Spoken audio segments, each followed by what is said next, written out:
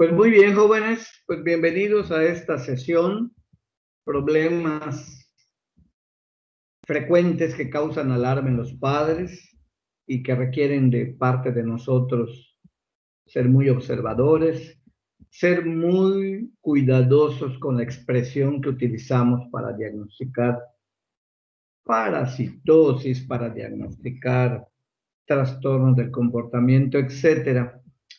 Tenía el plan de que hoy termináramos con todo el tema de escolar, pero no, yo creo que es muy válido, muy correcto que veamos el viernes, dediquemos la sesión al tratamiento de las parasitosis, diagnóstico y tratamiento de las parasitosis, que son frecuentes, mucho más frecuentes en la etapa escolar. Entonces estamos aquí, a ver, algo aquí me falta. Muy bien, muy bien. Ya tenemos a 41 conectados. Vamos a comenzar con la clase. ¿Se encuentran presentes Milton y Melissa? Buenas tardes, doctor. Hola, buenas tardes. Bienvenido. Muy bien. Comenzamos entonces. El tema de hoy incluye trastornos del comportamiento, algo de dengue. No nos vamos a meter al dengue en detalle porque eso es lo que queremos, es que ustedes en tercer año sospechen, aprendan a sospechar y sepan qué conducta básica tomar ante un caso en que pudiera ser dengue. Ahorita o no sé, la época del año pasado, por ejemplo, después de las lluvias, que es un factor asociado con la proliferación del mosco, cualquier cuadro febril de 39 a 40 grados, automáticamente teníamos que pensar en dengue. Ahora vean cómo se aplica la epidemiología para fines prácticos. Hay que pensar en dengue, sí, pero hay que pensar también en influenza, sí, y por supuesto hay que pensar en COVID. ¿De acuerdo? Entonces, en pediatría aquí no está incluido el tema COVID, pero en pediatría una de las ventajas que tenemos es que la frecuencia no es como en los adultos. Y una de las hipótesis que se han manejado es que precisamente en el adulto el sistema inmune plenamente desarrollado, una capacidad de respuesta inflamatoria intensa, activa, fuerte, parece ser que es uno de los factores que contribuye también a eso, ¿sí? Lo alteran las comorbilidades y entonces se vuelve todo un cóctel muy peligroso cuando asociamos una persona en edad de adulto mayor cuyo sistema de defensas va en declive, pero si además tiene obesidad que genera toda una serie de factores inflamatorios, de un proceso inflamatorio, y si además es hipertenso, y si además, entonces vamos a explicarnos por qué está. Pero en los niños, tomen en cuenta algo. En los niños, generalmente, aquellos casos en que ocurre, es cuadros de naturaleza gastrointestinal con fiebre de mayor o menor grado. Pero cuando me habla algún paciente ahora, me manda algún mensaje, doctor, ¿será que le pueda yo hablar? Tengo a mi niño con fiebre alta, vómitos y diarrea. Ahora lo primero que tengo que pensar, una vez que descarto el origen alimentario o algo, es tener que pensar en la posibilidad de que se trate de un COVID y tomar todos los cuidados. Por fortuna se comporta de manera diferente en cuanto a gravedad, y se piensa que sea porque el niño precisamente no tiene un sistema inmune tan desarrollado, tan expuesto, con tanta memoria a tantas cosas. Entonces, ese va a ser un tema que es un tema aparte. Muy bien, pues veamos entonces, principales problemas del comportamiento. Yo les había dicho en el tema preescolar, de que era indebido, salvo algunos casos que son la excepción, indebido de que habláramos de hiperactividad o del síndrome completo de trastornos del déficit de la atención con o sin hiperactividad, que puede ocurrir. Y recuerden, al decir déficit de la atención, hiperactividad,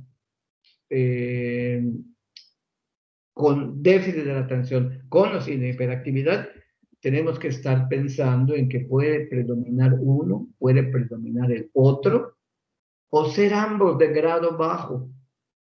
Todo eso puede ocurrir en un niño. De ahí que en la etapa preescolar tenemos que distinguir muy bien entre si es un niño con posible desarrollo futuro del TDAH o bien es un niño que tiene mala crianza, es un niño al cual se le ha criado con permisividad, es un niño al cual no se le han puesto límites.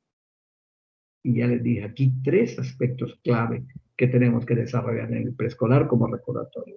Poner límites, claro, unos límites de una manera respetuosa, de una manera amorosa, de una manera no agresiva, no insultante, no humillante, porque si no matamos la autonomía, matamos la independencia, ¿sí? Entonces tenemos que tomar en cuenta, muy en cuenta esas 3 cosas para lo que corresponde. Aquí podemos ver a un grupo de niños que están entrando a la etapa escolar. Y aquí pueden ver el que sigue en la etapa de juego, pero ahora vean, ya es en grupo, cosa que en el preescolar no era muy común. El preescolar no es muy, todavía no tiene el constructo mental ni el desarrollo de aspectos como el trabajo en equipo, el colaboracionismo, el cooperar, el tener logros de equipo, búsqueda de metas en equipo. Todavía no, el preescolar. El escolar sí. Por eso en la preescolaridad ven que un CENDI con un buen programa de desarrollo, de estimulación del desarrollo, los lleva a eso. Y aquí podemos ver a una mamá con la clásica,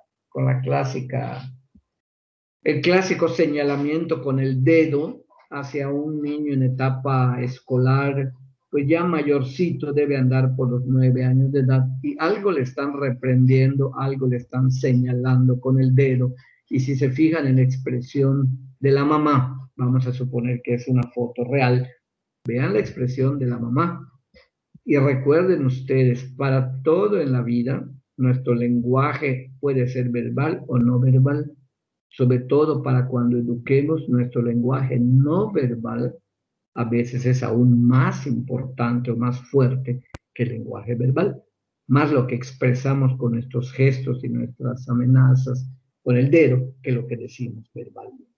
¿Sí? No lo sé cómo hubieran sido nuestras clases, si hubieran sido presenciales, no sé cómo habría sido nuestro rapport, nuestra interacción, si me hubieran visto pues en las clases, en el auditorio de medicina del deporte con los 54 alumnos juntos allá. ¿Sí? Una de las primeras cosas que vemos es el niño que miente. El preescolar, dijimos, el preescolar no sabe mentir, por eso a veces sufre castigos cuando el niño dice la verdad. Hay una expresión que dice, los niños y los borrachos siempre dicen la verdad. Para empezar, el siempre no es cierto, ¿sí? Que el niño y los borrachos dicen la verdad, sí en parte es cierto, pero se refiere al niño preescolar, ¿sí? Se refiere al niño preescolar, no al escolar, porque el escolar ya aprendió durante la preescolaridad a que si digo lo que pienso y lo digo con honestidad, ¿sí? Recibo un castigo, un golpe, un insulto, un grito, y entonces el niño va aprendiendo como mecanismo de defensa a mentir. ¿Sí? Vean ustedes que a los 4 años el niño ya suele comportarse, va detectando de qué manera complace a sus papás. Cuando llega a los 6 años y de los 6 a los 10 o 12 años, pues va desarrollando mucho ese comportamiento que él ya sabe que complace a los padres, ¿sí? Que ya sabe que complace a los padres.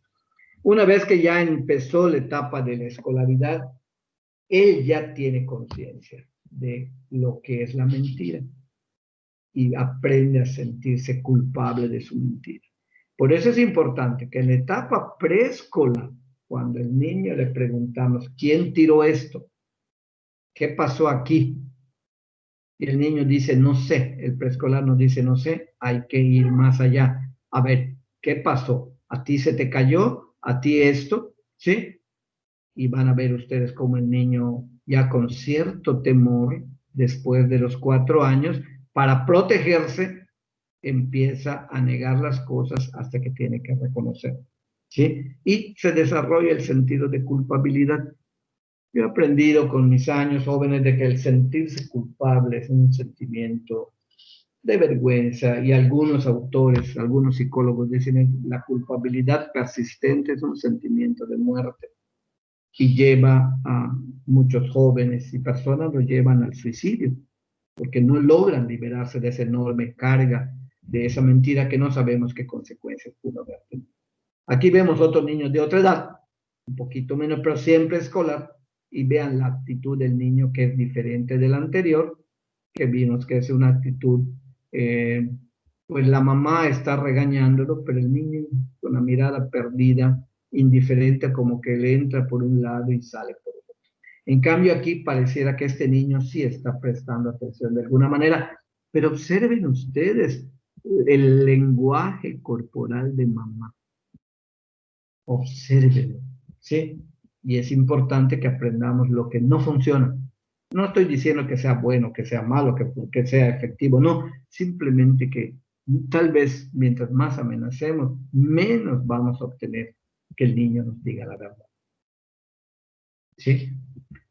Aquí vean ustedes esto, porque nos quiere representar cómo aprende un niño desde la preescolaridad, y ni qué decir en escolaridad, de lo que hacen los papás.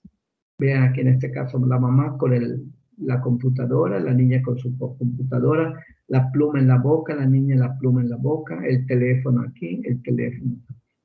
Hasta los lentes pareciera que tienen los dos.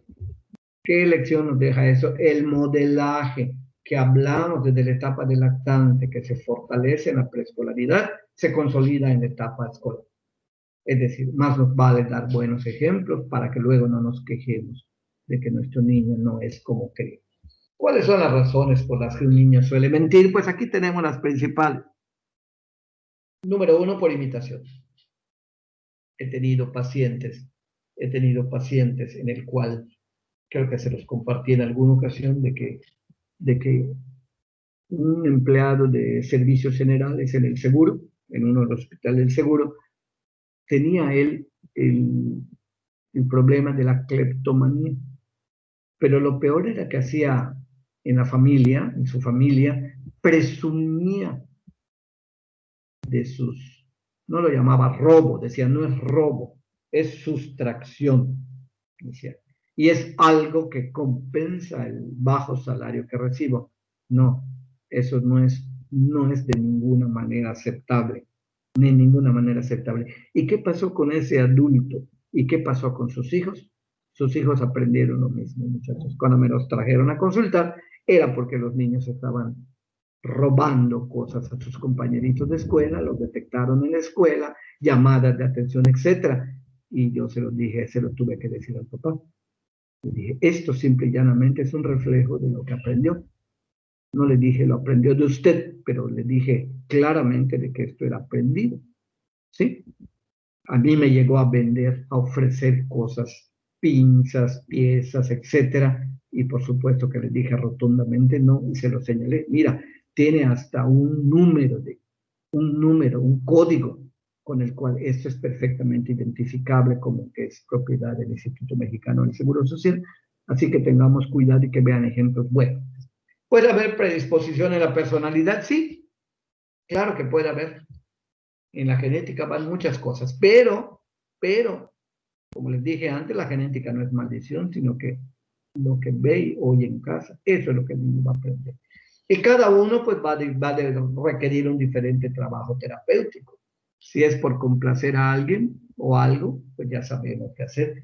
Para no hacerle daño, es otro motivo por el cual, para que no reciba un castigo, ¿sí?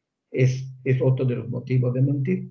Y si es un niño tímido, que los existen, o si es un niño con muchos miedos, posiblemente por haber sido educado en ese contexto de ser domesticado, temeroso, miedoso, pues se va a acostumbrar el niño a negar las cosas.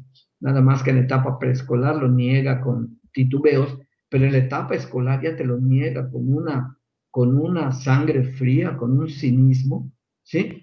De que a veces se asusta, ¿de acuerdo? Cuando los niños están exaltados, ¿sí? tienden a exagerar las cosas. Así que tomemos eso en cuenta cuando vamos a llamar una atención, cuando vamos a imponer alguna medida correctiva, que hay que tomarlas, ¿sí? Para que hay que esperar que el niño se calme para que podamos tener quizá un mejor resultado. Si no, no va a haber un éxito. Si es un niño tímido, bueno, vamos a estimularlo. No va a ser de un día para otro el logro, pero sí va a ser gradualmente. Y aquí, en este caso, el niño que exagera las cosas, pues hay que trabajar con él y con el apoyo de profesionales de la salud para que se atienda con detalle a esas fantasías. La fantasía que damos es propia de la etapa preescolar, pero si no se le puso un límite en la etapa escolar, en la etapa preescolar, pues él va a seguir creyendo que es correcto eso que está haciendo. Y si escucha de su padre de que no, esto no es un robo, es una sustracción que compensa lo mal que me paga el Instituto Mexicano de Seguro Social, o la institución que sea, o la empresa que sea, el robo hormiga, ¿sí? Pues el niño va a aprender que esa es la conducta correcta. Entonces va a tratar de evitar un castigo, presumen como este papá, y bueno, hay una etapa en la cual, llegando a la etapa escolar, en que todavía no logra distinguir entre lo real y lo imaginario, y él cree que está bien, y él cree que está bien, ¿de acuerdo? Entonces, ¿qué es lo que hay que hacer? ¿Cuál es la manera de trabajar con el niño que miente para evadir todas estas cosas? Pues enseñarle a ser honestos con el ejemplo, jóvenes. No es posible, no es posible. Yo he visto en el súper,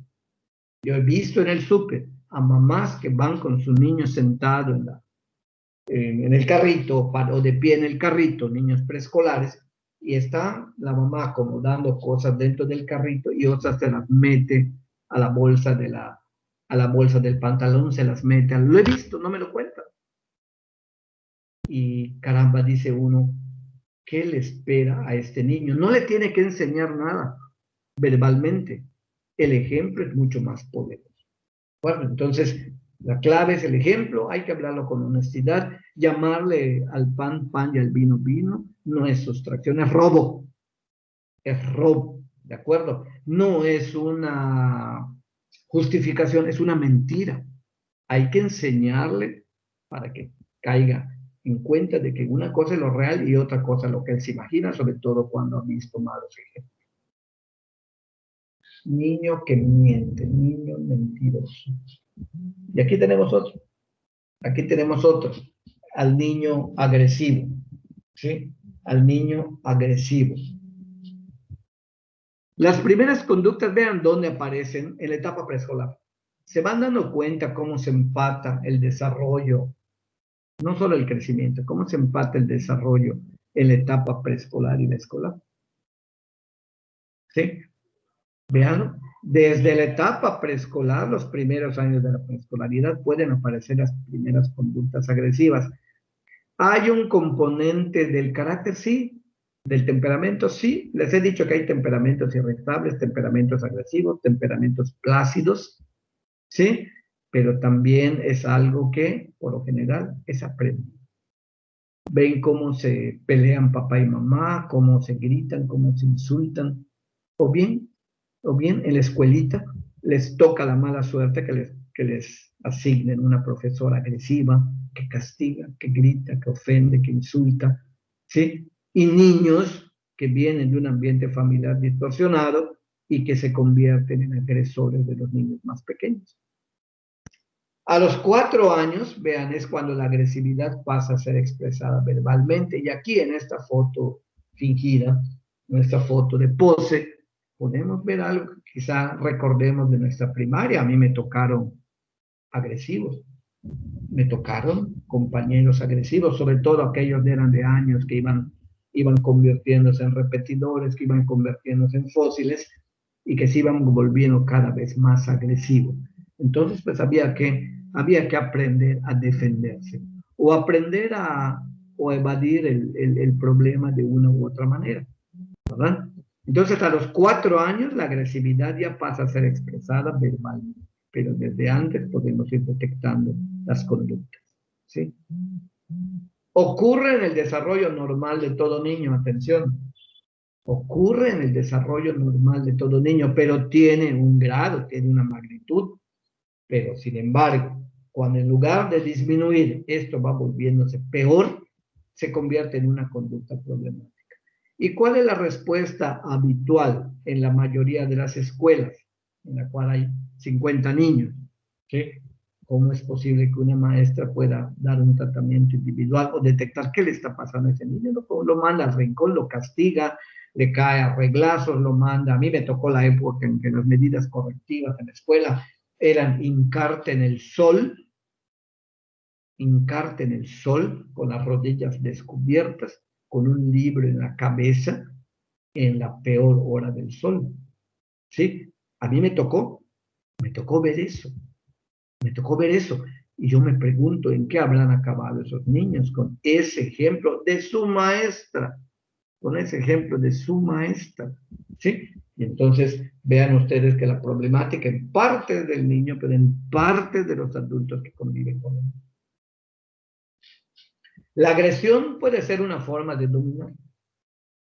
En las relaciones de pareja, por si no lo saben, ¿sí? En las relaciones de pareja, los expertos en terapia conyugal dicen que toda relación de pareja, en toda relación de pareja existe una lucha por el poder. El problema es cuando siempre domina uno. Inclusive les puedo comentar, uno dice, yo me preguntaba, bueno, ¿y cuál es el elemento más importante que da el dominio, que da el poder? La economía es una, pero no es la principal. Dos, el temperamento es otra, pero tampoco. ¿Sí? ¿Saben cuál es? En una relación de pareja. La formación académica cuenta, pero no es la única ni la más importante. La, la más poderosa, el que tiene mayor poder en una relación de pareja, es quien depende menos del otro, sobre todo en el aspecto emocional. Fíjense, no tanto en el económico ni en el académico, ¿sí? Sino el que depende menos del otro en el aspecto emocional. Y cuando estamos viendo esto, aquí tienen un ejemplo perfecto de una lucha por el poder, en la cual vean la agresividad, vean cómo la mamá se está tapando los oídos y la niña, vean cómo imita también eso. Y esta carita de la niña no parece ser muy fingida, ¿eh? No parece ser muy fingida, ¿sí? Entonces, ¿para qué? Para lograr un cambio, ¿qué es lo que debemos hacer? En los sistemas de gestión de calidad hay un término que se llama búsqueda de la causa raíz. Es como que venga un niño que viene, que he visto en estos días, con fiebre alta de 39, diarrea aparatosa, que tú tiene vómitos y que los padres están angustiados temiendo un COVID porque ya se documentaron en Facebook, ¿sí? Temiendo un COVID, entonces entras tú a buscar la causa raíz y casi siempre vas a encontrar una para cualquier problemática que tú quieras en salud física o mental. Por esa niña que estoy diciendo, es una chiquita de 7 años, que los papás estaban angustiados de que fuera un COVID, pero con un poquito de inteligencia en el interrogatorio, obtuve el dato de que comió, estoy hablando de hace 2 o 3 días, comió ¿cómo se les llama? Uno de esos quesos enlatados, chihuis, no sé cómo, que fue abierto en la Nochebuena y que fue guardado en el refrigerador. Entonces la pregunta que viene, oigan, ¿y quién más comió de eso? Todos lo comimos, doctor, pero solo a ella le provocó vómitos, diarrea y fiebre. Nadie tiene o tuvo ningún problema. Bueno, sí, doctor, sí nos dio, pero cólicos. Tú ya tienes el cuadro completo. El sistema de inmune del adulto y defensa del adulto es diferente del niño. De hecho, esa niña de repente me avisó al día siguiente, doctor, ya tiene en la diarrea, ya tiene moco y sangre. ¿Qué nos está indicando? Una diarrea de naturaleza muy probablemente bacteriana y la causa raíz estuvo en ingesta de ese lácteo, derivado lácteo, que sacan en cuenta del 24 de diciembre a hace 2 o 3 días, cuántas oportunidades ya tuvo ese residuo de contaminarse, de proliferación y todo. y hoy ya se reportaron y la niña está evolucionando ya perfectamente bien. Primero mejoró la fiebre, luego desapareció el vómito. A ver, permítame un segundito porque es una llamada relacionada con mi vacuna. ¿Qué pasó, doctor?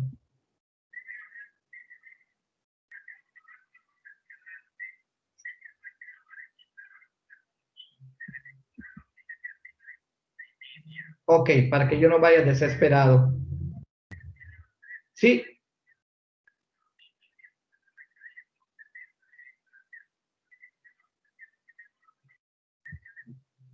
ok,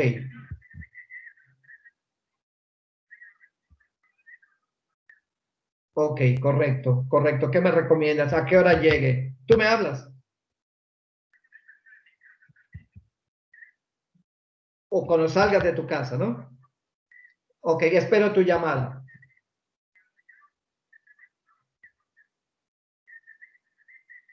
Está bueno, te lo agradezco mucho.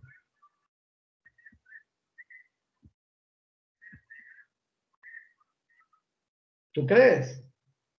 Ok, de acuerdo, de acuerdo. Claro, está bueno, está bueno. Ahorita estoy en mi clase, voy a estar muy al pendiente. Te lo agradezco muchísimo, Felipe, quedo pendiente. Sí, Ander, gracias. Pero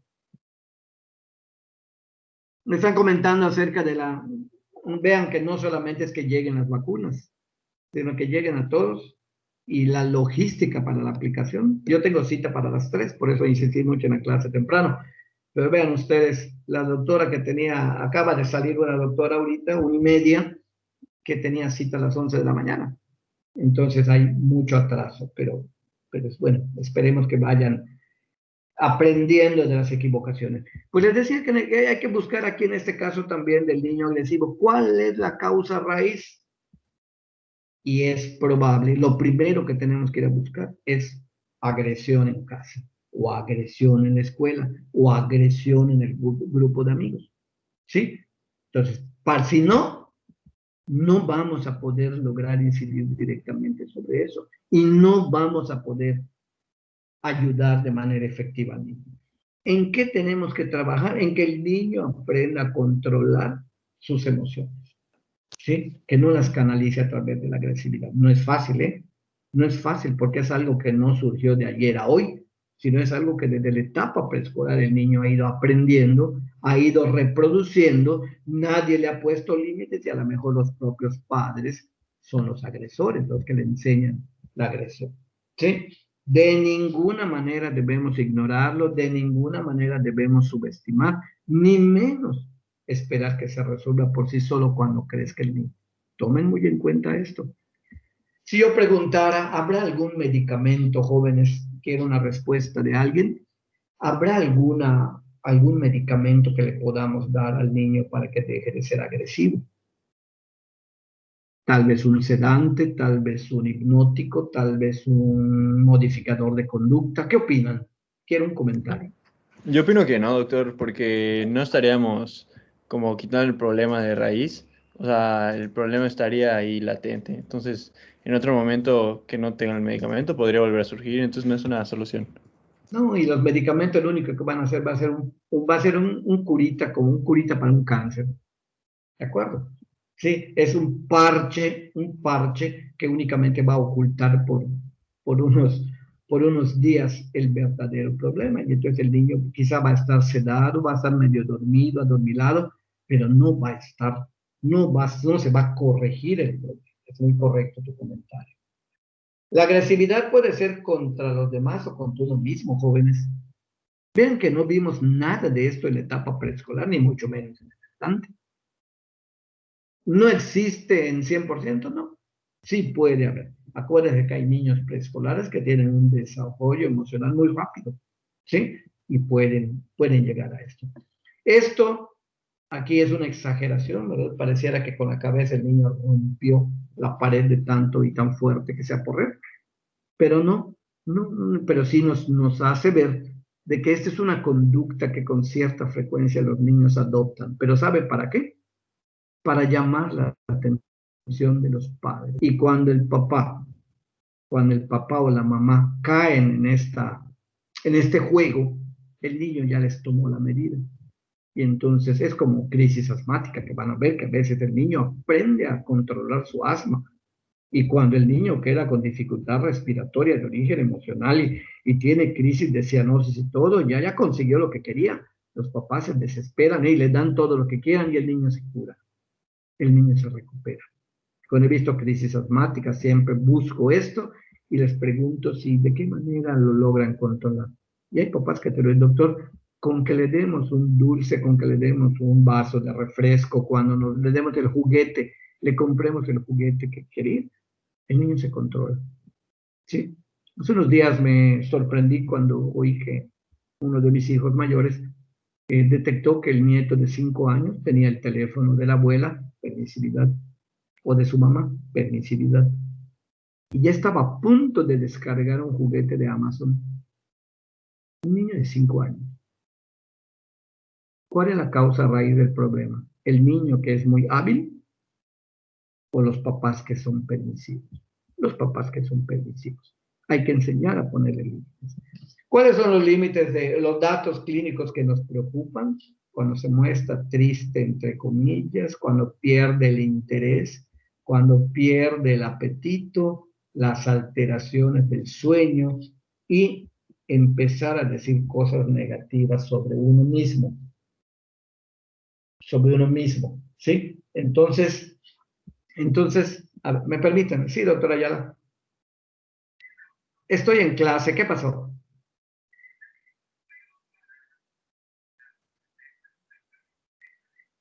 Sí, ¿cómo no? Ok, yo lo veo. Yo lo veo.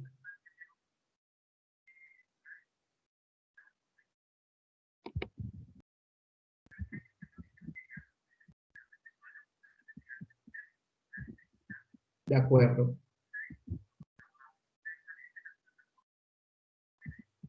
Sí, deme la oportunidad, doctora Blanc. Termino mi clase y me comunico con ustedes, porque eso, ponga si en el correo está, yo se lo voy a canalizar al jefe de control escolar para que nos apoye.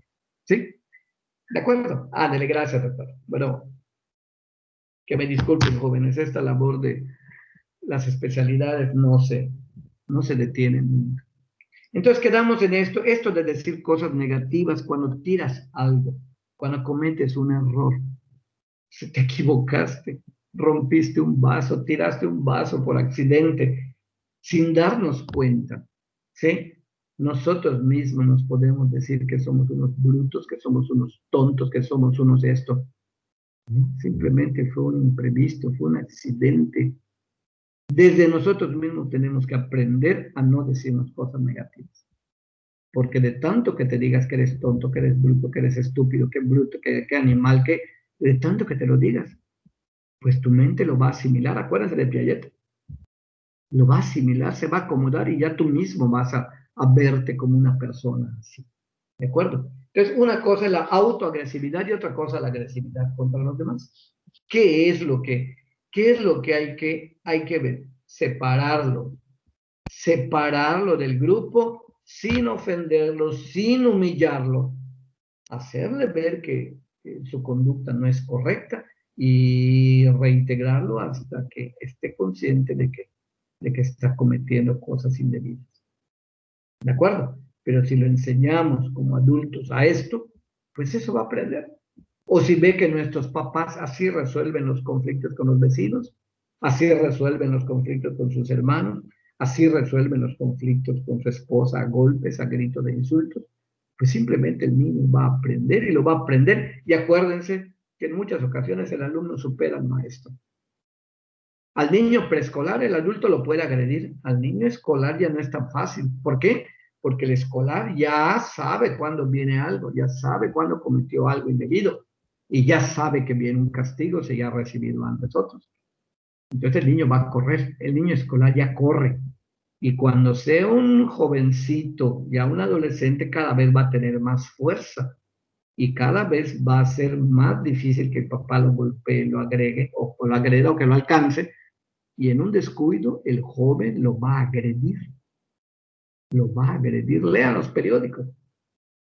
¿Cuántos reportes hay de jóvenes, no necesariamente en Yucatán, pero también los hay, de muchachos que apuñalan a sus padres, sobre todo a sus padres adoptivos o padrastros, a sus madrastas?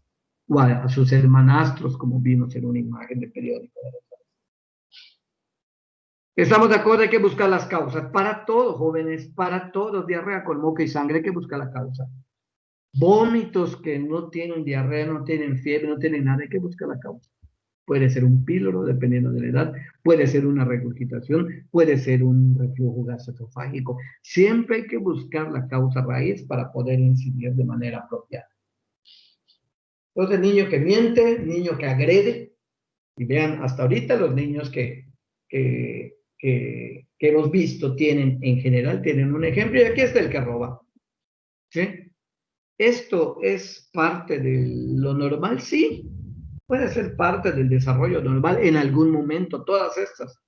La clave es que nos detectemos como papás, como tutores, como maestros, y que esperemos que eso se resuelva. Y si eso no se resuelve, entonces ya nos encontramos ante una conducta problemática y entonces sí hay que, hay que intervenir.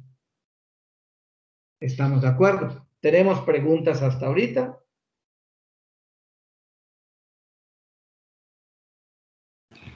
Doctor, ¿Sí? para la autoagresividad se maneja igual que la agresividad del grupo, que o sea, se apartan del grupo y luego se les da terapia hasta que se les reintegra, o cómo se manejan No, no, esos no, no, casos. no. Lo primero que hay que hacer, si ya detectamos la causa raíz, y es como el niño que hace mal sus tareas, que tiene bajo rendimiento académico. Si buscamos la causa raíz, puede ser que nadie lo acompañe en casa a sus tareas, una causa raíz. No están papá y mamá, están trabajando y la abuelita ya está cansada, está enferma, no ve, no escucha bien y el niño queda al garete. O bien es un niño que tiene problemas de agudeza visual o de agudeza auditiva.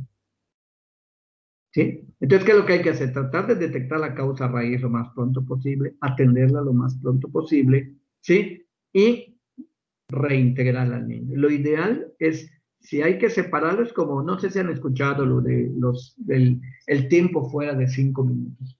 Es una metodología que sugieren los psicólogos para educar a los niños preescolares cuando están cometiendo ya conductas indebidas.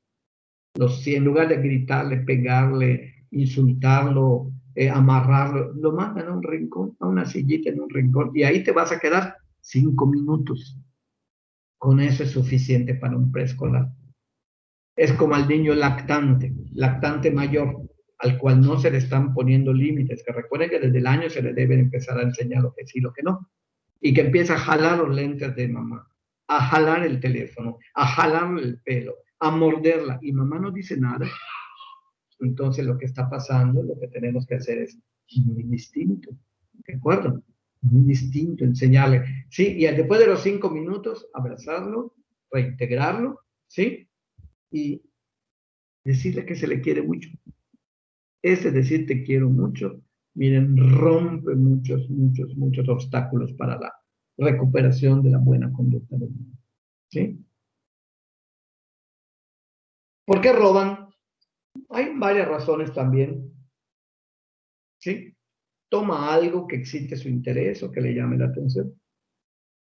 A los 5 años, atención, el niño ya empieza a tener claro el concepto de la propiedad y lo que significa robar. Es decir, un niño escolar que te dices que no sabía que estaba robando, te está mintiendo además, porque ya lo sabe.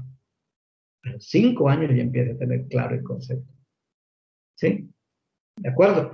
Entonces, los robos accidentales de los niños entre los 6 y 10 años, en un estudio se encontró que eran consecuencia de la carencia de afecto en relación con los padres. ¿Para qué lo hacían? Para llamar la atención. ¿Sí? Recordemos que en la etapa preescolar el niño es egocéntrico, no egoísta. No confundamos los términos. Egocéntrico. El mundo gira alrededor de mí. Yo soy el centro del mundo. Pero en la etapa escolar, el egocentrismo ya debe haber sido sustituido por la cooperación, por el trabajo en equipo, por el aprender a compartir. Un niño escolar de 8 o 9 años que sigue siendo egocéntrico hay que buscar qué está pasando. Hay que buscar qué está pasando. Y siempre dentro de los antecedentes, cuando vemos un niño que tiene conducta impropia, la que sea, hay que hacer una pregunta investigar acerca del nacimiento, del control prenatal, de prematurez, de necesidad de oxígeno, de necesidad de estancia prolongada en el hospital, de secuelas de algún problema de daño, de hipoxia, de trauma obstétrico, porque allá la razón puede ser otra, y entonces sí puede requerir canalizarlo con un experto en el tratamiento de ese tipo de problemática. Si ustedes me preguntaran cuántas recetas he hecho de medicamentos contra el TDAH, ninguna. Y tengo 38 años de pediatra. Ninguna. Porque es un medicamento al cual respeto mucho, que tiene muchos posibles efectos adversos.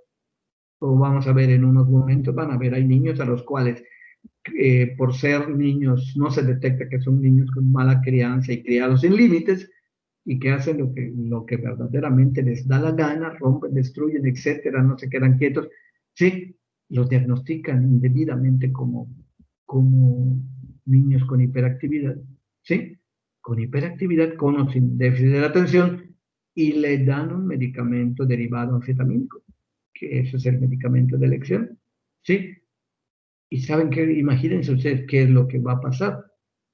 Lo vamos a ver en unos momentos. Entonces, mucho cuidado con tachar con etiquetas de hiperactivo. Hay papás que me lo dicen acá, ay, doctor, es que mi niño preescolar es un niño hiperactivo. Señora, quítese usted de su lenguaje esa etiqueta. A esta edad es muy difícil que un niño tenga el problema de hiperactividad. Lo que vamos a buscar, les digo, es asegurarnos de que no sea una mala crianza, de una crianza que se puede mejorar. Y tiene que ser criado con el ejemplo. Y entonces ves que se quedan calladitos los papás, se miran a ver, y ahí tú vas sospechando con el lenguaje no verbal de que hay algo que está pasando. Entonces a veces el niño roba pues para llamar la atención. Me tocó ver un niño de 8 años o 7 años, ¿sí? Cuyo papá iba a irse de viaje. Su papá tenía que viajar por su trabajo, tenía que viajar al extranjero y tenía que llevar dólares. Y en alguna ocasión, pues él guardaba en un determinado lugar, se preparaba para su viaje y separaba su dinero. Y apartó una cantidad determinada de dólares en billetes de 10 dólares. Y el día que se iba de viaje, ¿sí? Viajaba creo que hasta la noche o algo así, pero se le ocurre ver su dinero y ve que falta. Y faltaba bastante dinero en dólares. Y a buscar dónde está, quién lo tomó. ¿Sí? La esposa le preguntaba, según me acuerdo de ese caso muy bien, ¿no será que lo contaste mal? ¿No será? No, ese dinero estaba bien contado. Le digo, papá, me acuerdo que me hablaron y me explicaron todo. Y resulta, yo les dije, revisen si todos los hijos les dicen que nadie lo tomó, pues revisen cuarto, revisen mochilas, en algún lado tiene que estar. Y en efecto, en la mochila del niño de 8 años estaban allá 200 dólares en billetes de a 10. ¿Y para qué era? ¿Sí? Le preguntaron al niño. Bueno, ya encontramos, doctor, esto es como si iba de viaje. Mire, hagan esto. Pregúntenle para qué lo querían. Acuérdense que el niño ya sabe lo que está bien y lo que está mal, y el niño ya tiene el constructo mental para mentir. Sin embargo, su respuesta fue espontánea, según me dijeron. Lo quería para comprar carritos de esos Matchbox para regalarle a sus amigos. Le dieron una buena reprimenda, le enseñaron que eso se llama robo, que está mintiendo, ¿sí? Que estaba mintiendo y que eso no era una conducta permitida, ¿sí? Y no volvió a ocurrir el problema. He vuelto a ver al niño y a esos muchachos y no volvió a tener ese problema. Entonces hay una etapa en que eso puede ocurrir, entre comillas, normalmente, pero abusados. Si persiste, hay que tomar medidas. Otro motivo puede ser venganza al que es el número 1 de la clase y que la maestra felicita, y que a los que no tienen el mismo desempeño los califica de inútiles, de brutos, de tontos. Puede generar sentimientos negativos, entre ellos la venganza y hacer esto, robar como una medida para desquitarse de que a él le dijeron burro porque no hizo bien la tarea o los resultados no fueron los correctos. Otros motivos puede ser sentirse culpable. Otros, el afán de protagonismo, el afán de quedar bien con los amigos, ¿sí? Y entre ellos también la agresividad. Entonces, el robo puede ser una forma de agresividad. Y lo que preocupa mucho a los papás, y eso sí lo he visto, es que lo niegan. Y el niño aparentemente no tiene ningún sentimiento de culpa. Cuidado. Cuidado. Y generalmente, les vuelvo a decir, de alguien lo está aprendiendo. No necesariamente de los padres. De alguien en algún lugar lo está aprendiendo. Si ustedes ven en la televisión, allá podemos ver conductas agresivas, conductas violentas, conductas de robo, conductas de mentira. Entonces el niño allá está teniendo un modelaje que él no alcanza a distinguir la realidad de la fantasía, ni mucho menos de si es correcto o no está correcto. Entonces, para concluir esta parte, las razones por las que los niños pueden robar, mal ejemplo, para comprar y tener cosas iguales a otros niños, ¿sí? Para verse valiente, para hacer regalos y ser más aceptados como el niño que les compete, por necesidad de recibir mayor atención, ¿sí? Pero aquí ven ustedes un ejemplo de que como en el mercado, este tipo, pues está descaradamente robando, ¿sí? A mí me tocó estar en un viaje a México hace unos 4 años y éramos 5 matrimonios. Y uno de ellos, cuya esposa es del Distrito Federal, se empeñó en que fuéramos a la basílica, íbamos a ir a la basílica, pero se empeñó que fuéramos en metro.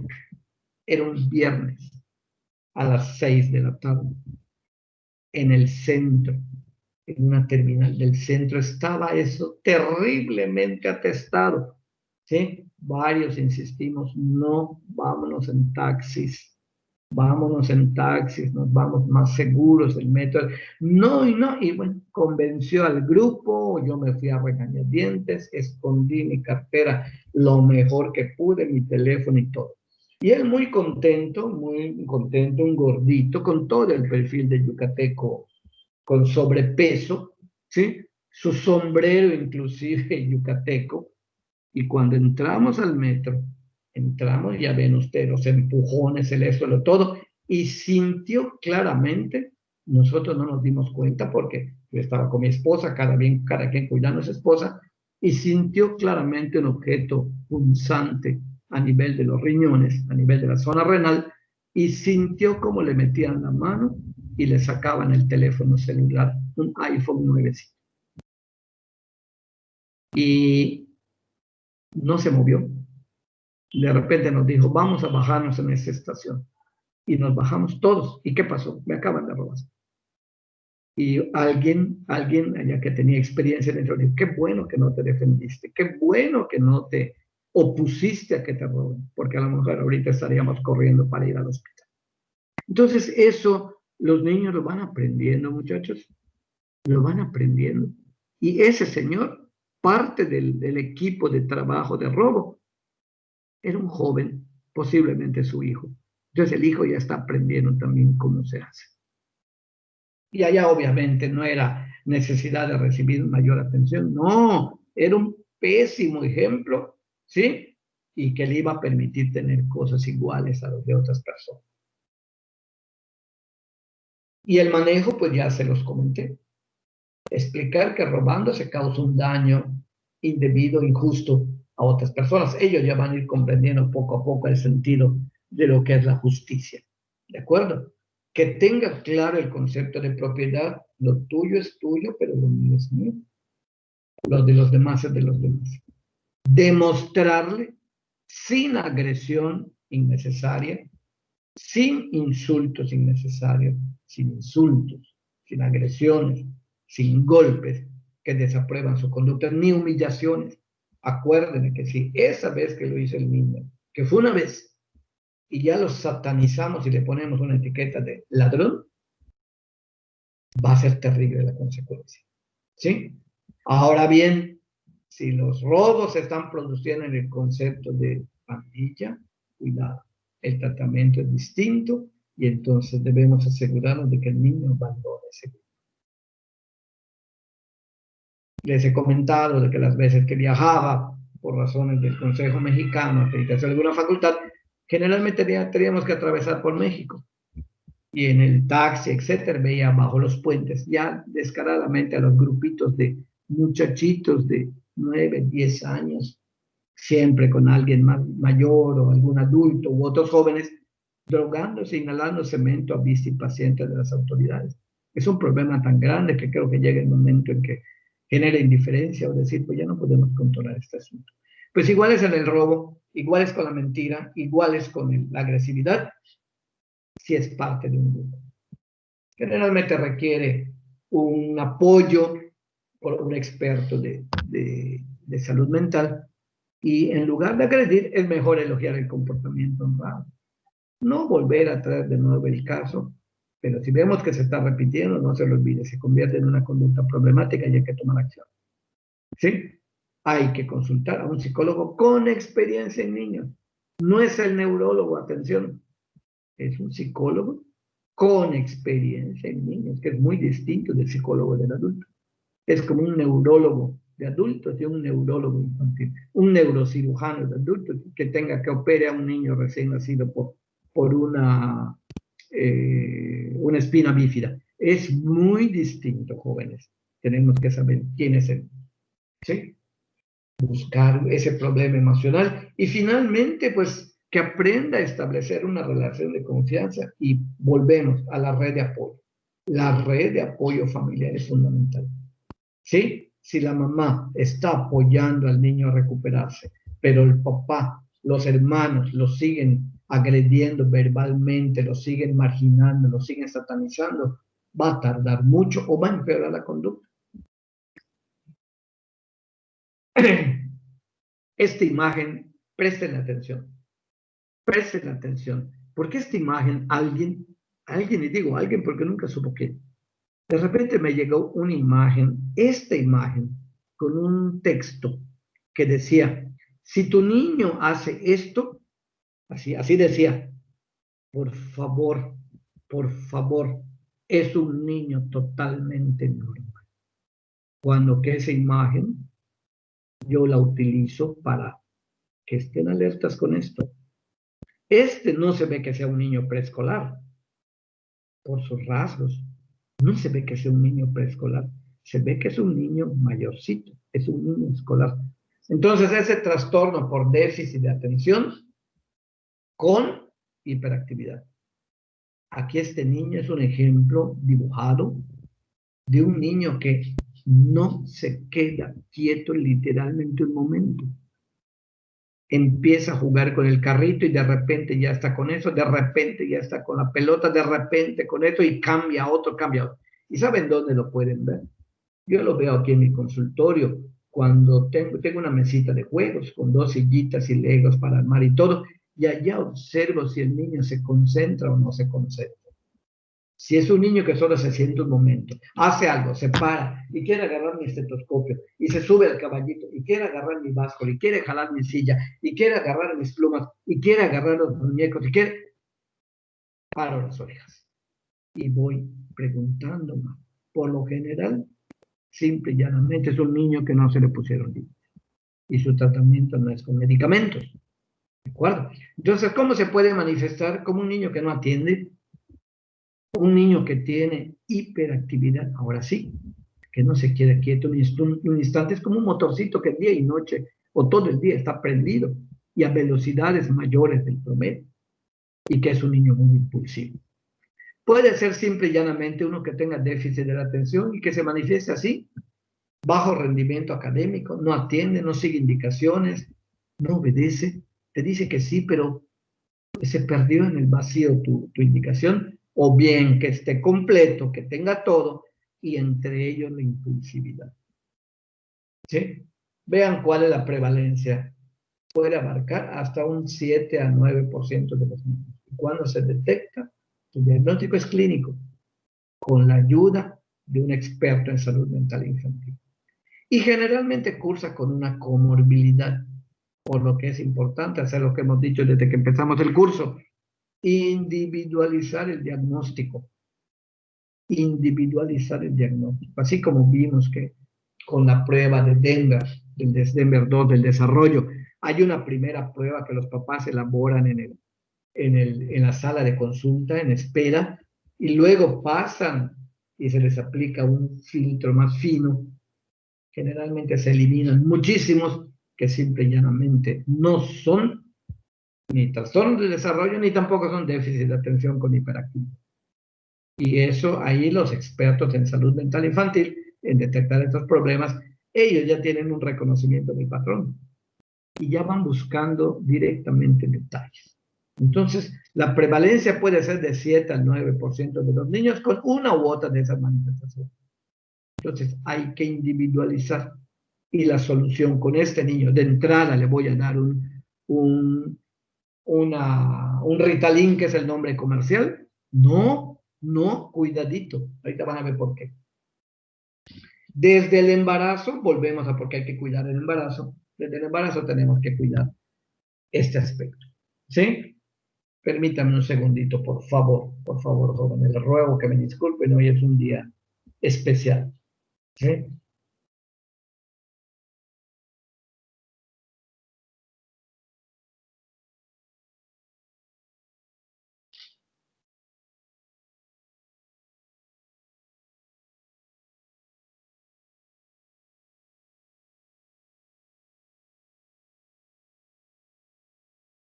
Hola, recibió mi mensaje que hasta las 3, doña Mira.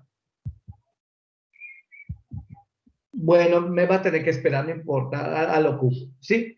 Porque le mando un mensaje de que me avisaron de que van muy retrasados, ¿sí? Sale, gracias, bueno. Es que como mi auto está en el taller, me estoy desplazando en taxi, ¿sí? Muy bien. Entonces, desde el embarazo pueden haber factores que condicionen una mayor probabilidad relacionada con los receptores de dopamina. Y vean ustedes la exposición a aquellas pinturas antiguas, de las casas antiguas, que tenían plomo, el tabaquismo materno, puede, óigalo, puede ser un agente. No que lo sea necesariamente, sí, sino que puede ser un factor que contribuye, que se asocie o que esté. En los factores del huésped es más frecuente en el varón, otro elemento en el cual el factor XY. Bueno, me parece perfecto. Gracias, muchas gracias. Bueno,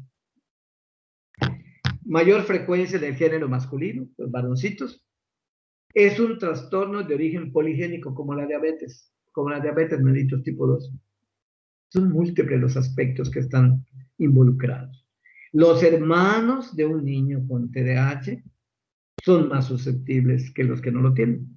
Entonces, por eso es importante dentro del interrogatorio, dentro de la historia clínica, incluir esto. Dentro del ambiente, pues ahí tienen ustedes algo que ya vimos también, el bajo peso al nacer, el estrés emocional materno, el rechazo materno, el síndrome de depresión postparto, pueden influir. Ciertos medicamentos, fíjense que antes se manejaba el TDAH con fenobarbital. ¿Y qué creen que hacía el fenobarbital? Sedar a los niños, dormirlos, lo mismo que los antihistamínicos, ¿sí?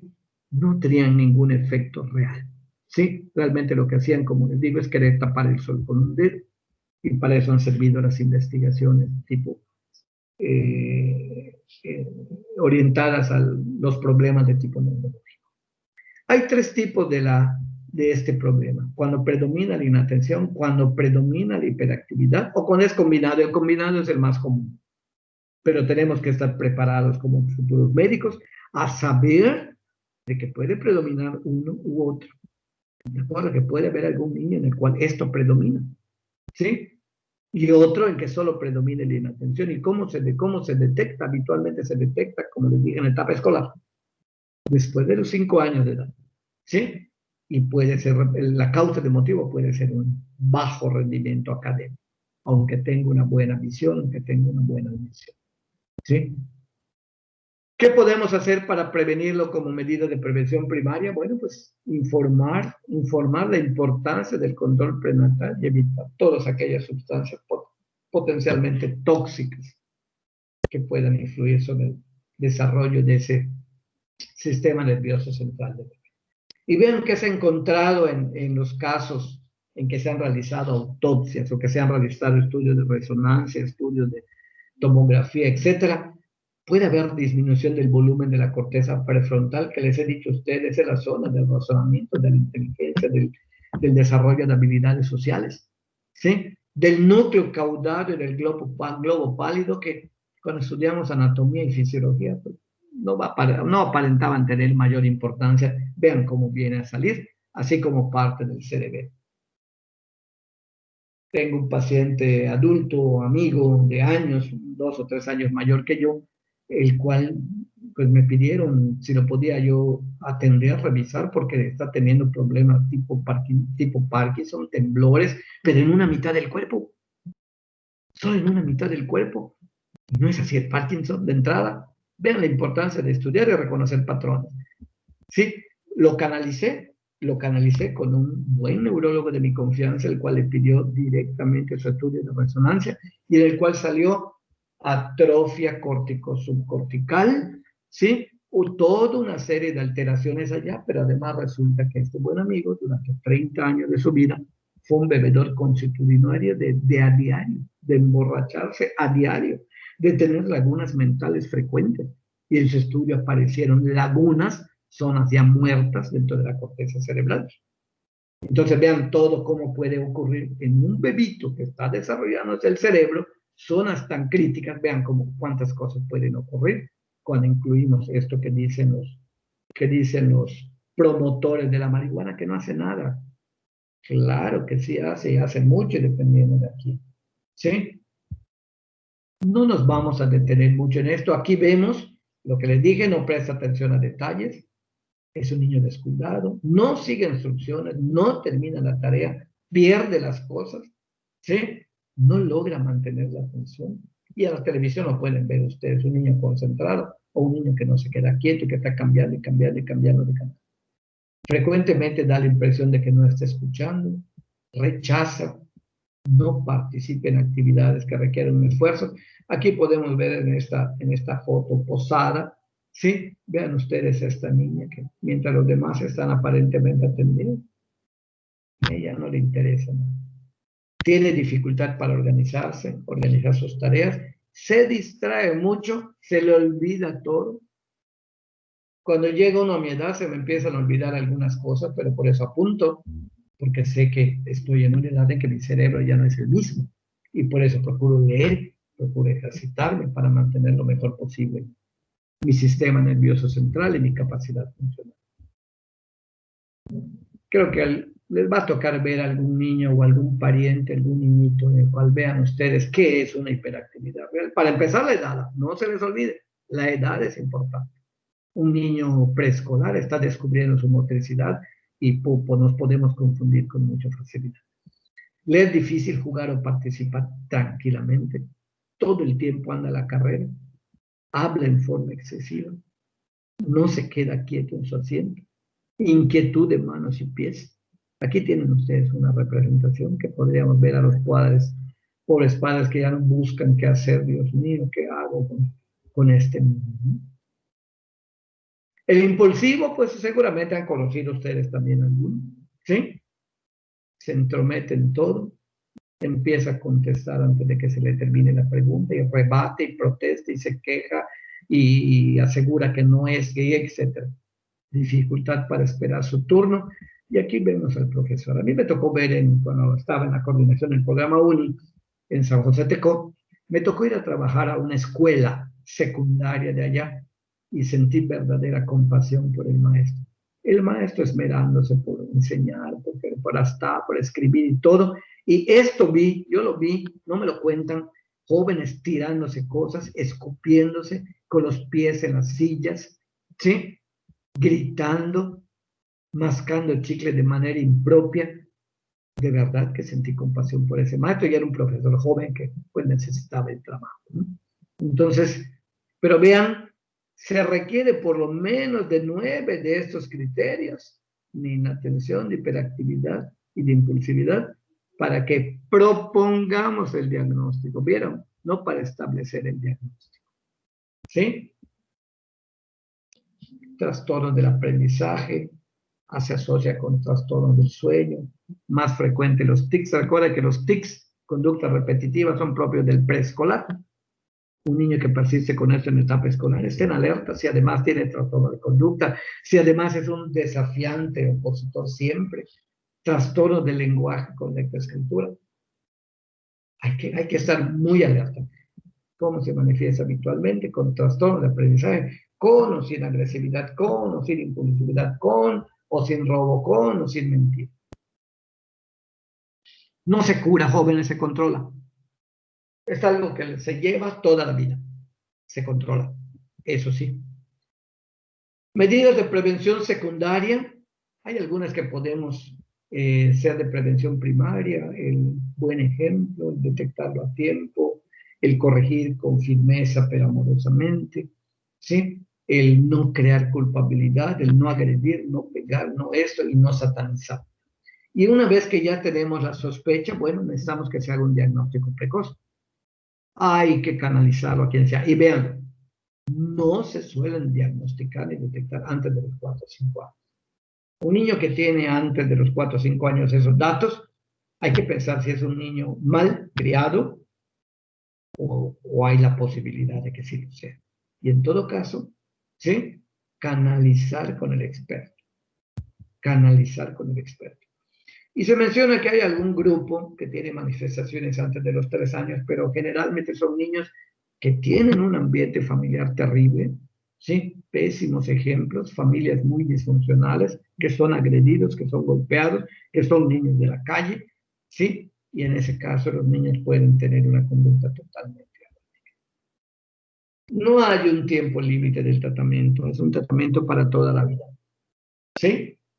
¿Y a qué va qué objetivo del tratamiento? Bueno, a promover el desarrollo normal del niño y del adolescente, ayudarlo a eliminar comportamientos impropios, como esos que dijimos, agredir, mentir, robar, impulsividad, ¿sí? Y no tienen ustedes idea, cuando se hace un buen diagnóstico, no tienen ustedes idea, no es como que yo se los diga, a como que algún día se lleguen a enterar, ¿sí? El manejo, vean, ¿cuál es el manejo? ¿Sí? Vean ustedes, pudiéramos decir, pues está bien, el fármaco, y ya, no, necesitamos la red de apoyo para que cambiemos conductas negativas y que han reforzado el mal comportamiento o los malos comportamientos. Vean, farmacológico, tenemos el metilfenidato o Ritalin, que es el nombre comercial, y ahora la atomoxetina, que tiene menos efectos adversos que el metilfenidato, que les voy a mostrar. Platicar con el maestro, hablar con el maestro, ¿sí? Llevar un reporte del experto de salud mental donde qué tipo de apoyos necesita ese niño, tenerlo lejos de los distractores como las puertas, las ventanas, no maltratarlo, no agredirlo, no castigarlo, tomar en cuenta que es algo que va a requerir un tiempo para el cambio, sobre todo si hay problemas en la familia, y entre ellos un seguimiento por parte del psicólogo. Y les menciono unas cosas de acá. Cuando se tiene un diagnóstico correcto, hecho por un experto, ¿sí? Hay neuropsiquiatras infantiles, hay psiquiatras infantiles, hay psiquiatras dedicados a esto, hay psicólogos dedicados exclusivamente a la atención de los niños con TDAH, con o sin hiperactividad. Y el cambio, cuando se le da el medicamento, es a veces impresionante, jóvenes. Y de esta manera el doctor Paredes no les está incitando a que, bueno, le voy a dar un tratamiento de prueba, de ninguna manera. Yo no lo hago. Yo no lo hago. ¿Qué va a pasar si te tomas un café cargado? Eres una persona normal, una estudiante normal. Te va a alterar, te va a dejar nervioso, te va a dejar irritable, vas a tomar una serie de conductas impulsivas, quizá agresivas, verbales, aunque no quieras. ¿Sí? ¿Qué va a pasar si a ese niño, que es un niño mal criado, que por lo demás su sistema nervioso orgánicamente está bien, qué va a pasar si le das un derivado anfetamínico, que es el metilfenidato? Va a empeorar, y empeoran terriblemente, terriblemente, ¿sí? ¿Qué va a pasar si es un niño que tiene un diagnóstico hecho por el experto, sustentado, que va a tener ya la conciencia de la familia de el manejo multimodal? Hay un cambio impresionante. Yo he visto cambios impresionantes. Y la familia, por supuesto, no saben cómo cambia la dinámica familiar cuando logramos que un niño que tiene verdaderamente el problema, sea desatención, la agresividad, impulsividad, hay un cambio dramático cuando el diagnóstico es correcto. Y se cumplen estos 4 requisitos, nada fáciles. ¿Qué pasa si papá y mamá están trabajando? Caramba. Pues la persona que cuida hay que involucrarla en la red de apoyo y en la medida posible que contribuya.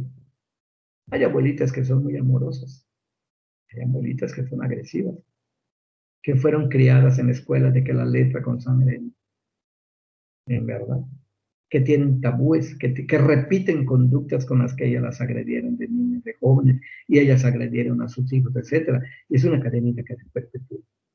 ¿Sí? Así que, ¿qué es lo que nos quedaría una vez que ya tenemos el diagnóstico? ¿Tenemos un tratamiento? Bien. Cuando el diagnóstico y tratamiento no se establecen en forma oportuna, las posibilidades de complicaciones a lo largo de la vida son altas.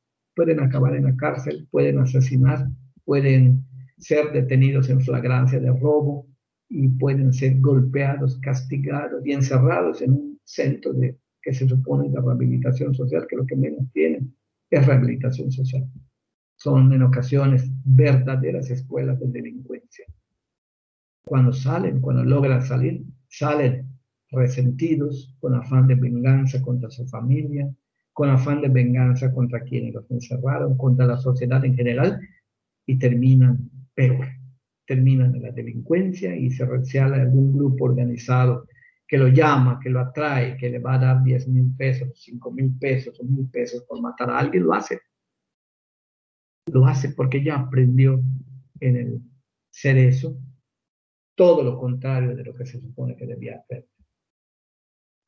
De aquí solo les voy a mencionar algo en relación con el dengue. El dengue puede atacar a cualquiera.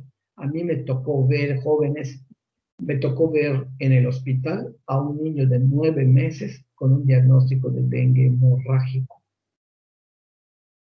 ¿Qué significa que tenga dengue hemorrágico? Que previamente le dio dengue. Se generaron anticuerpos. Luego tuvo otro cuadro de dengue con otra variante y la respuesta es altamente agresiva. Ese niño llegó con sangrados múltiples, con una plaquetopenia severa. Se salvó, se salvó. Por fortuna no tuvo hemorragia cerebral. Por fortuna buscaron ayuda a tiempo. 9 meses, jóvenes. 9 meses con dengue hemorrágico. Es decir, que previamente le había dado dengue. Siempre que hay lluvias, hay criaderos de moscos. Y al haber criaderos de moscos, el Aedes aegypti ya vive entre nosotros. ¿Sí? Ya vive entre nosotros. Entonces, ya tenemos que estar muy atentos con la prevención. ¿De acuerdo? Y ya sabemos que ya no solamente es una sola forma de Aedes, sino que pueden ser otras. Y vean ustedes aquí que tiene gran capacidad de adaptación, que puede sobrevivir a temperaturas bajo cero. Antes se decía, en un principio, yo me acuerdo hace algunos años, se decía, los Aedes aegypti no proliferan en aguas sucias. Mentira. Ya se demostró que sí proliferan en aguas sucias. No proliferan a profundidades determinadas en el drenaje. Mentira. Ya se comprobó que sí. Otra, no vuelan a más de de un tercer piso. Mentira. Y cuando hay elevadores, pues fácilmente se pueden llevar allá. Y los moscos sí vuelan hasta allá. Entonces hay una serie de mitos, una serie de creencias que ahora ya nosotros como médicos tenemos que conocer diferente. ¿Sí? El cuadro clínico, pues aquí está. Miren, no sé si a ustedes les ha tocado, ¿a algunos de ustedes les ha tocado vivir dengue? Pregunto. Nadie. A mí no. Esperemos que nadie. Entonces todos son Sí. vulnerables. ¿Qué dio a ti? A mí sí. ¿Cómo fue Sí. el cuadro clínico? ¿Qué te dio de lo que puse en la pantalla? Sí me dio lo de la fiebre. Sí recuerdo que me dio lo de la fiebre, dolor del cuerpo, dolor de articulaciones igual. Y sí el apetito por una manera. Pero fue todo lo que yo recuerdo. De hace años. ¿Una vez te dio nada más? Sí, fue eso antes del chikungunya. Bueno, eres vulnerable al dengue hemorrágico, hay que cuidarlo. Vean, aquí están los periodos, la fase de incubación, la fase febril que dura entre 2 a 7 días, y habitualmente es una fiebre que puede tener eso, pero no tiene nada más. No encuentras la causa. No hay pus en la garganta. Acuérdense que hay que examinar muy bien a los pacientes, ¿de acuerdo? Luego viene una fase llamada crítica, que dura del tercero al séptimo día de que inició todo, de que inició el cuadro. Y generalmente inicia con una fiebre brusca, alta y rápida, aparecen todas estas cosas. ¿Sí? Y hay una fase crítica en la cual tenemos que enseñarle a los pacientes, tiene usted que estar atento cuando desciende la temperatura. Había tenido varios días, 6 días con fiebre 39 a 40 y súbitamente ya baja la temperatura. En otras infecciones decimos, bueno, ya quebró la fiebre, ya entramos a la fase de mejoría. Cuidado. Hay 72 horas por lo menos en los cuales hay que estar atentos con esto que ven a ustedes acá. ¿Por qué razón?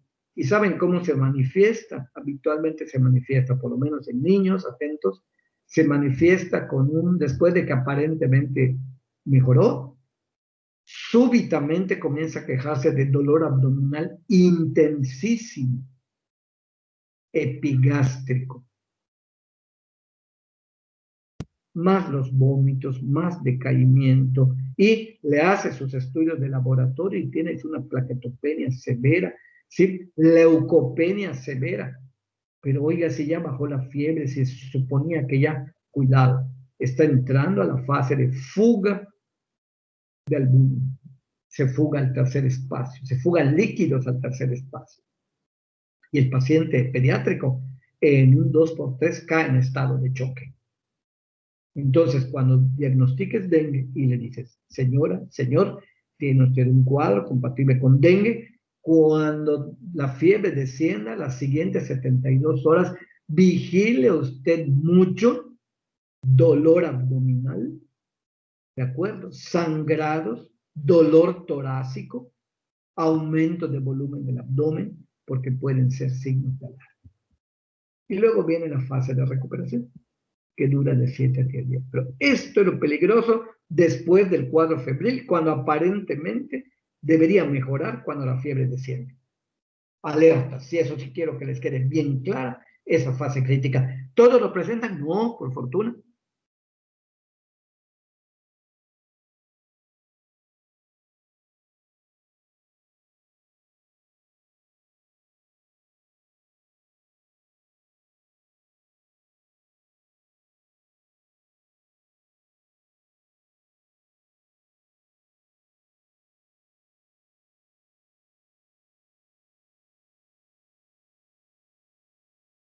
Contra ese serotipo. Y adquieres una inmunidad cruzada temporal, pero las infecciones posteriores causadas por otros serotipos aumentan el peligro de que te dé dengue grave, dengue hemorrágico. Y hay dengue hemorrágico, dengue con choque, dengue sin choque, datos de inflamación sistémica, etc. Entonces el dengue no es simple y llanamente cuadro febril con mialgia, dolor ocular, no, cuidado. Cuidado. Y en los niños hay que estar muy atentos porque a ellos sí les da, no es como el COVID, a ellos sí les da. Me tocó ver varios casos de dengue comprobados con pruebas inmunológicas. ¿Cómo se transmite? Pues eso ya lo saben, por las picaduras de la Aedes. Vean a este que tiene repleto, está repleto de su aparato digestivo de sangre. Esto es una aguja súper eficaz. Y luego cuando aspira sangre de un enfermo y pica a otro, lo inocula, pues ya le transmitió. Aquí vemos, ya le transmitió el germen. ¿Sí? Aquí vemos cómo debería ser una sala de dengue, una sala de cuidados. Deben tener pabellones. En la vida real esto no ocurre. ¿Sí? En la vida real no ocurre. Entonces, miren, después de que aparecen los primeros síntomas, podemos transmitir el virus. Vean cuánto tiempo, 2 semanas. Hasta 2 semanas tenemos que cuidar. ¿Sí? ¿Y cuál es el mejor remedio? Pues que no te pique el mosco. ¿Cómo? Miriñaques, protectores. Recordar algo importante, jóvenes. ¿Cuál es la hora en que el mosco tiene mayor probabilidad de salir a alimentarse? Que es cuando contagia. Al caer la tarde, al caer la noche y poco antes del amanecer. ¿Sí? Entonces hay que tener en cuenta esos datos epidemiológicos. Los síntomas ya los mencionaron. Están, puede haber, vean, son los más comunes. Cefalea intensa, dolor retrocular. Y aquí no es fiebre de menos de 38, es más de 38. Mialgias y artralgias. ¿De acuerdo? Puede haber un exantema fino. ¿Sí? Si tienes sobre todo el dolor ocular, muchachos. Las mialgias, fiebre alta, dolor ocular. ¿Sí? Y eso nos permite distinguir de influenza. La influenza no da exantema. Es raro, todo puede ser, pero no. En cambio, vean, en los niños puede haber náuseas, vómitos, podemos ver crecimiento de ganglios linfáticos y hay que asegurarnos de si no es una infección estreptocócica, que puede haber exantema, que puede haber fiebre alta, que puede haber postración, que puede haber mialgia. Vean qué bonita y qué difícil es la medicina cuando queremos hacerla bien. Signos de alarma, ya se los mencioné, distensión y dolor abdominal brusco, vómito persistente, vámonos al hospital. Acumulación de líquidos, se está hinchando, hemorragia por nariz, ¿sí? Por boca, por recto, trastorno del estado de alerta. Aquí vemos un dibujo de un niño que le está sangrando la nariz, que está grave, aquella mujercita que está vomitando de manera incoherente, la postración, somnolencia, irritabilidad, y aquel caballero con el dolor. Los sangrados ya se los comenté, y el niño, la persona, el niño, cualquiera puede acabar con una insuficiencia hepática aguda. El virus del dengue ataca hígado. Muchas veces estas manifestaciones del dolor abdominal, el vómito persistente, la letargia puede estar asociada con insuficiencia hepática. Y si tenemos sangrado, está fallando el sistema de coagulación por alguna razón. Puede estar involucrado el hígado. Cuando se hacen las pruebas para dengue hay que buscar también pruebas de funcionamiento hepático. Tratamiento. Si es un caso que no tiene sangrados, que no tiene plaquetopenia grave. ¿Qué es plaquetopenia grave? Las plaquetas normalmente deben estar por arriba de 150.000. Tienen menos de 150.000. Está entre 100.000 y 150.000. Alerta. Alerta. Hay que hacer controles. ¿De acuerdo? Porque puede ser que en 24 horas ya estén 120. Bueno, doctor, pero todavía está dentro de 100 a 100. Sí, pero están bajando. Tal vez en 48 horas ya tengo 80.000 y en un descuido se te muere la persona. El paracetamol, aquí está la dosis, pediátrico, 10 a 15 miligramos por kilo, cada 4 o 6 horas. Cada 4 o 6 horas. Una gota, recuerden, es un estándar internacional, una gota tiene 5 miligramos. De manera que le corresponderían 2 a 3 gotas. ¿De qué va a depender que yo le dé 2 por kilo o 3 por kilo? De la severidad de la fiebre. Además del baño de agua tibia, de agua templada, ¿sí? Además de tenerlo en un ambiente ventilado. Y por supuesto, el suero oral, el vidasuero oral, es importante para mantener el volumen de los líquidos corporales. Si hay vómito, si hay diarrea, fiebre alta, persistente, ayúdalo con el vidasuero oral. bien preparado. Y la mejor manera de prevención de ninguna manera son los múltiples insecticidas, que por cierto, todos esos ejemplos, lo comenté en la clase cuando la alumna presentó, todos esos están prohibidos en Estados Unidos por tóxicos. Pero en el patio trasero, que es Latinoamérica, entre ellos México, ahí sí se sigue vendiendo, aunque sean tóxicos. La mejor manera, la eliminación de los reservorios, desecho correcto de los, eliminación correcta de los desechos, vaciar recipientes que tengas que tener y donde se almacene agua, ¿sí?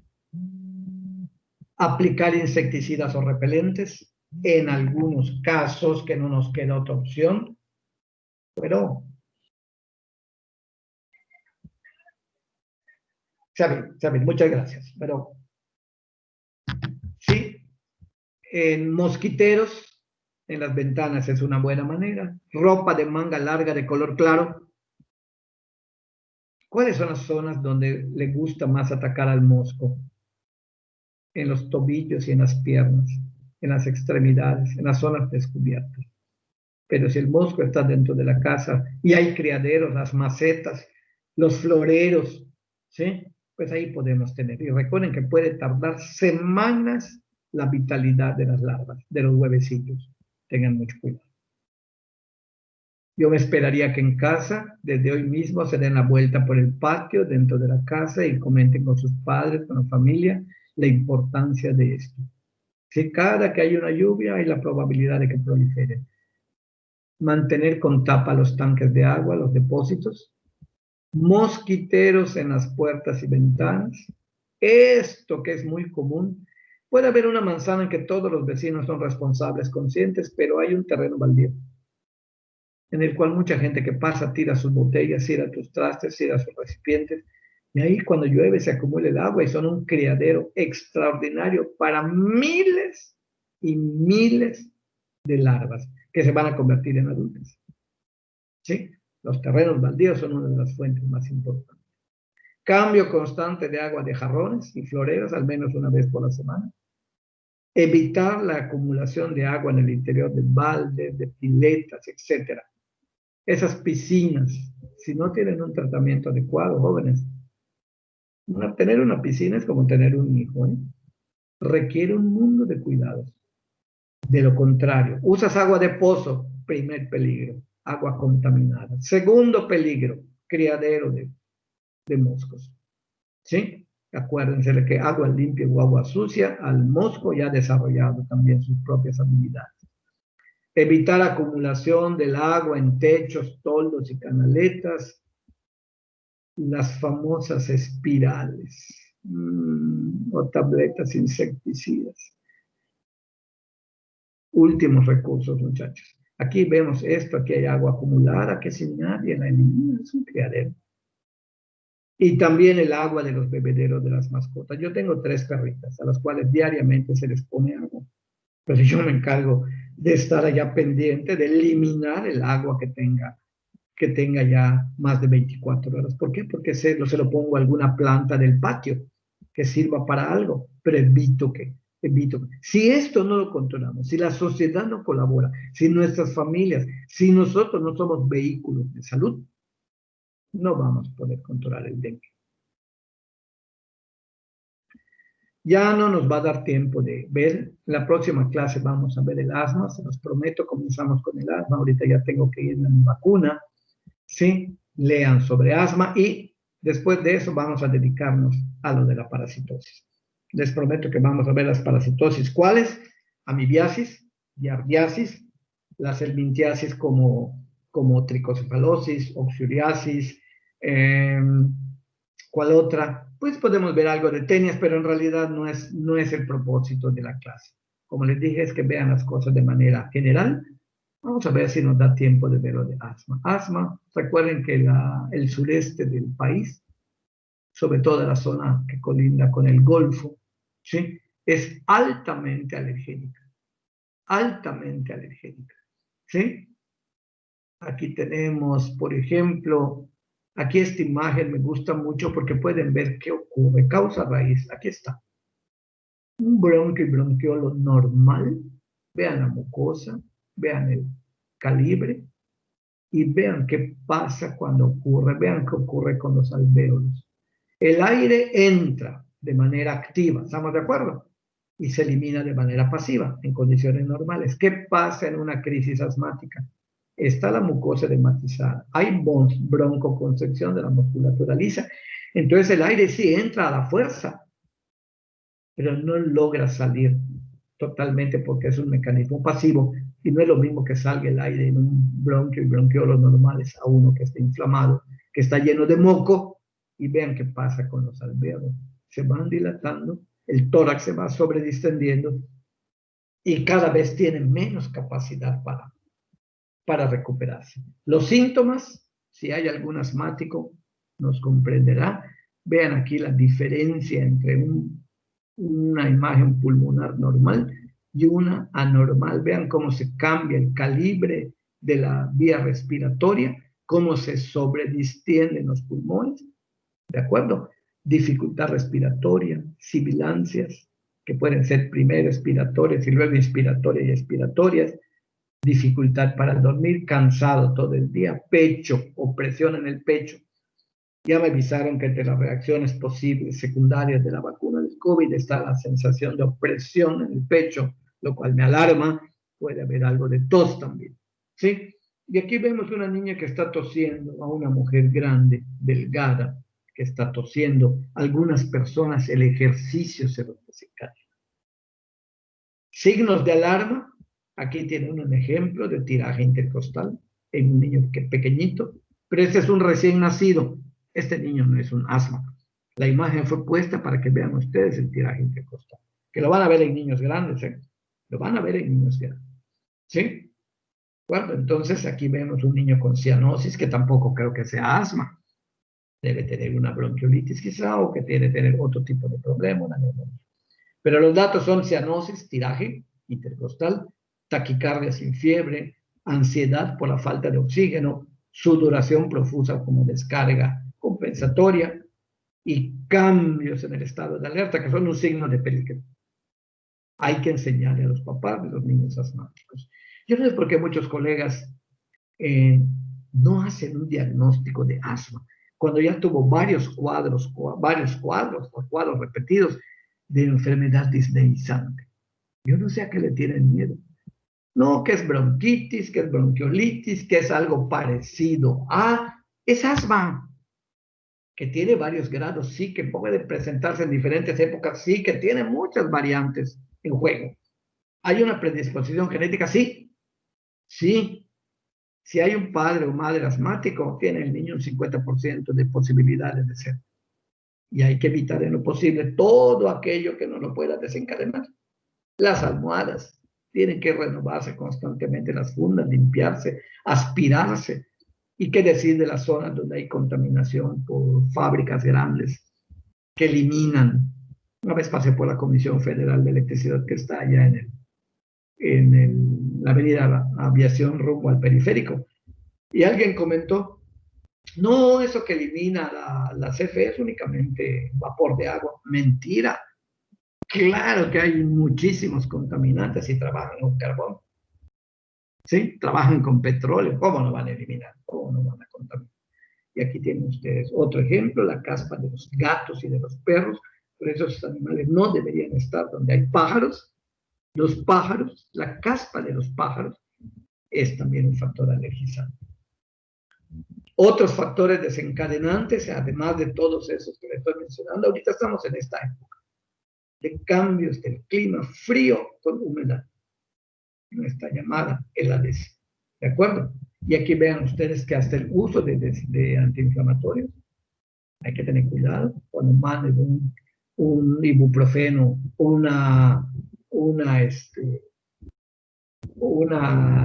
cualquier medicamento de este tipo, tienen que tener cuidado, porque puede desencadenar crisis. El ejercicio, el clima frío, emociones fuertes, cuando hay atopia, es decir, respuestas anormales, exageradas a cierto tipo de cosas que la mayoría no, y cuando hay el antecedente de que en etapa de lactante hubo una bronquiolitis por virus sincitial respiratorio.